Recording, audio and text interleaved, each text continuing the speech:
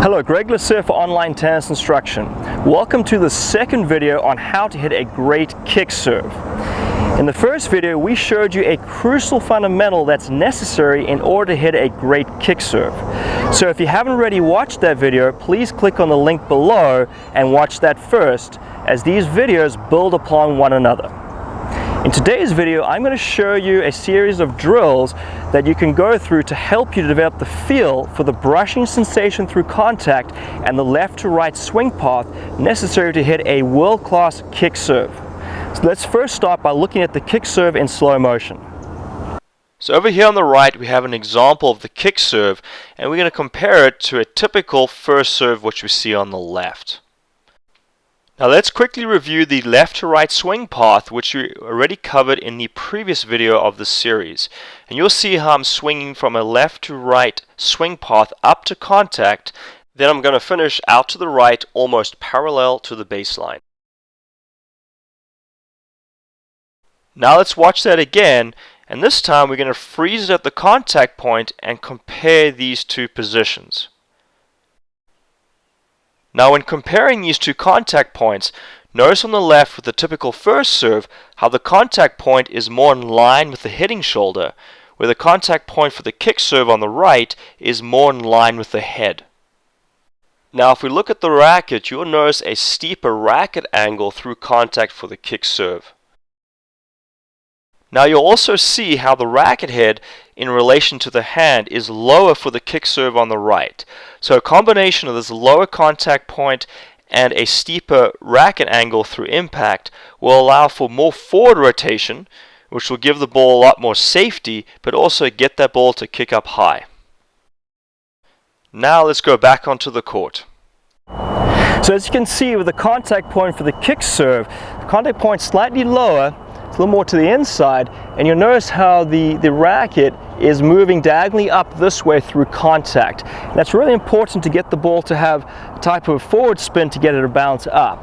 Now often what will happen, players may catch it too high or too far to the right. As a result, the racket does this at contact, so it'll give the ball more of a slice type of spin. So in order to help you with that and develop the feel, get that brushing sensation, is a drill I'd like you to start with. Drill one is what you're going to do is you'll have your normal stance for serving, and you're going to bend your arm, your tossing arm, and you're going to point your fingers up in this direction about 45 degrees to your right if you're right-handed.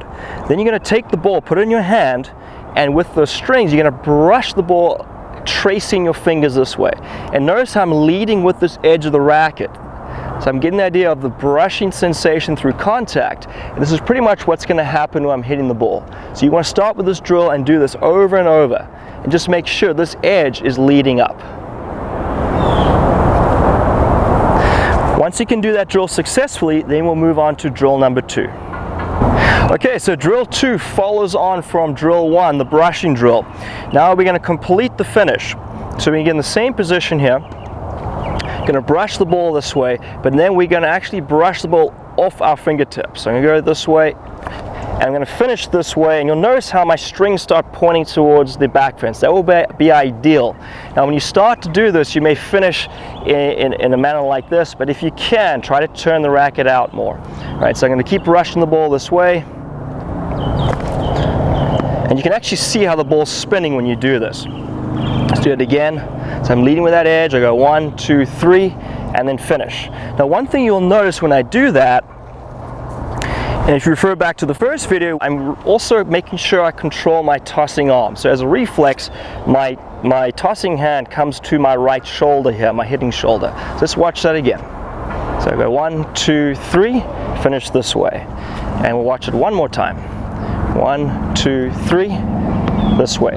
So it really helps me develop that brushing sensation. Now we'll take a look at the next drill, drill number 3, where you will progress it. We'll start hitting. So I'm going to move further back. I'm going to hold the racket all the way down. I'm actually going to hit the ball, but I'm actually going to start in what we call the racket drop position. And I'm going to work on swinging from left to right up to contact with that brushing sensation. So I want to really hear the spin, and then I want to finish in this half finished position. Now you've got to be careful with this. You don't put too much strain on your arm. This is a great way for you to start to develop that swing path. So starting the racket drop, and I can hear that sound there. I also want to adjust my toss just slightly towards me. Let's try that again. You're trying to work on getting that left to right swing path and that brushing sensation at contact. And you really want to make sure you're brushing up so you can generate more forward rotation on the ball. Alright, so once you're successful doing that, then you can move all the way back to the baseline and then start to hit full kick serves. Okay, so once you've worked through the progressions, the final progression would be to come back behind the baseline and then try to put it all together. So let's take a look at the full kick serve.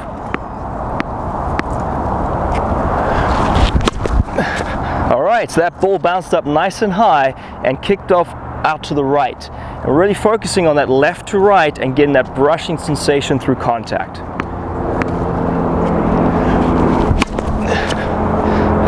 So again, that ball broke out towards the right. Let's see one last one. Alright, so that had a nice kick on it. See how it jumped out to the right.